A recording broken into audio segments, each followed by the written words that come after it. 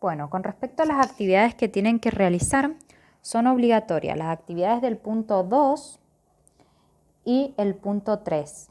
El punto 1, 4 y 5 las hace el que quiera, son obligatorias.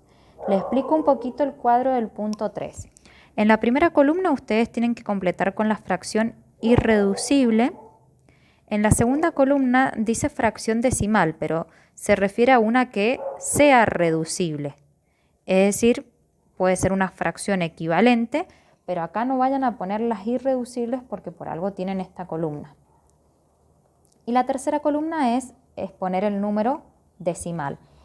Pero en esta fila les va a quedar 3 representaciones diferentes, pero de un mismo número. Quiere decir que cada número es el mismo, nada más que acá lo van a tener representado en una fracción que no se puede reducir más. Acá lo van a tener representado por una fracción que sí se puede reducir y acá lo van a tener representado con un número decimal. Por eso es que en cada una de las filas tienen al menos una pista. Por ejemplo, acá la fracción 4/100 es reducible.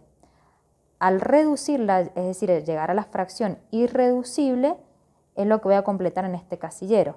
Es decir, que la fracción que me dan acá la voy a tener que simplificar dividiendo por un mismo número al numerador y al denominador, para que cuando no se pueda simplificar más, pongamos la fracción acá.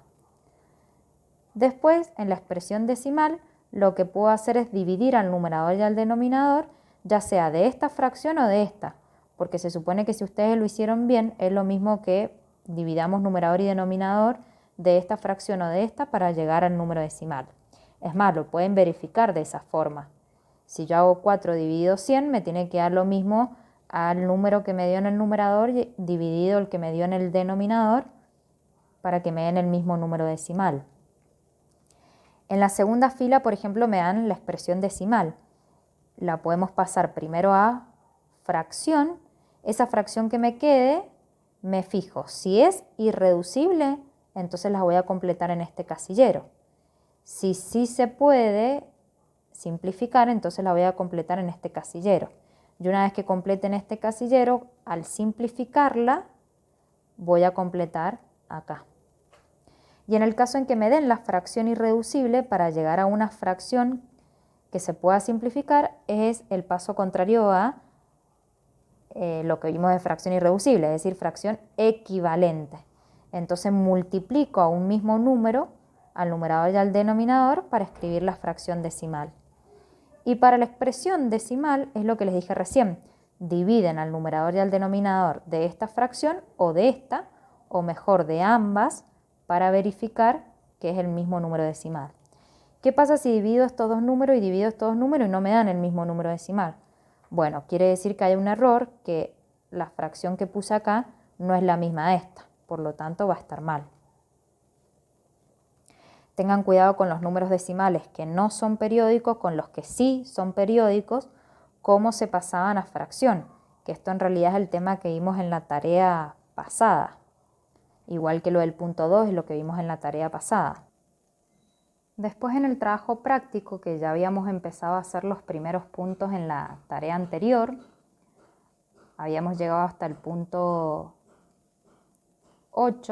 9, perdón. Ahora lo que van a tener que hacer es el punto 11, es obligatorio.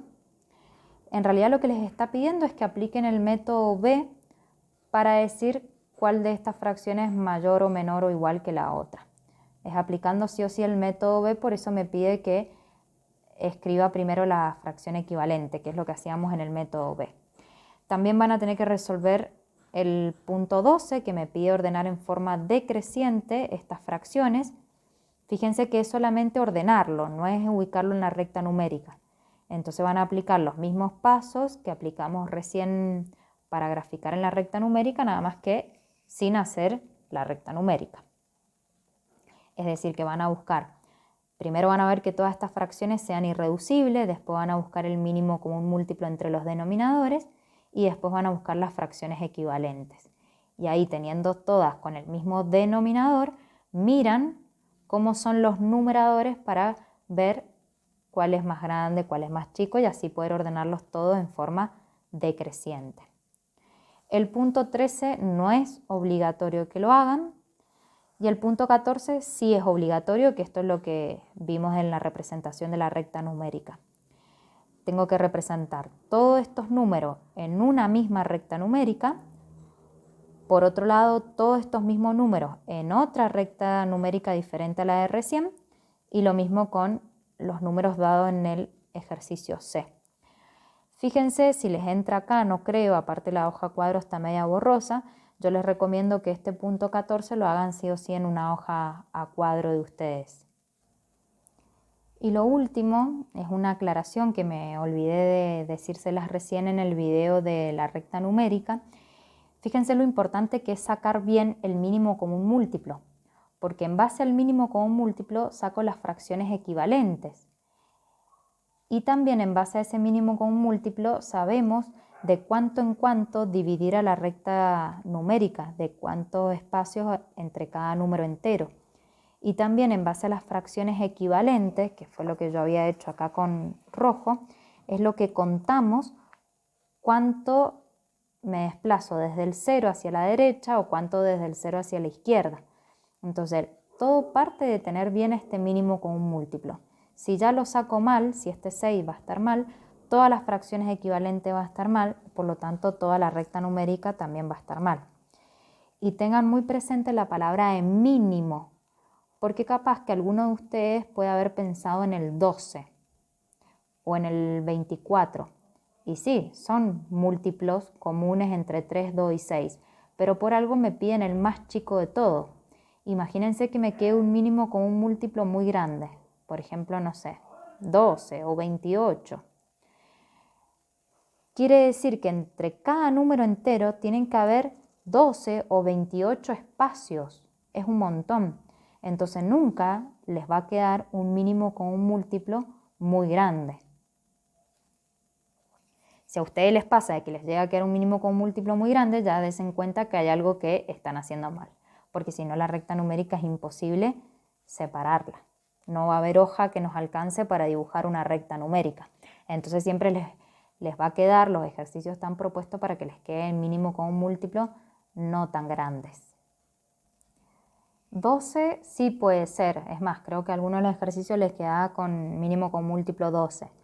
Hasta 12 más o menos sí puede ser, más grande de eso ya no.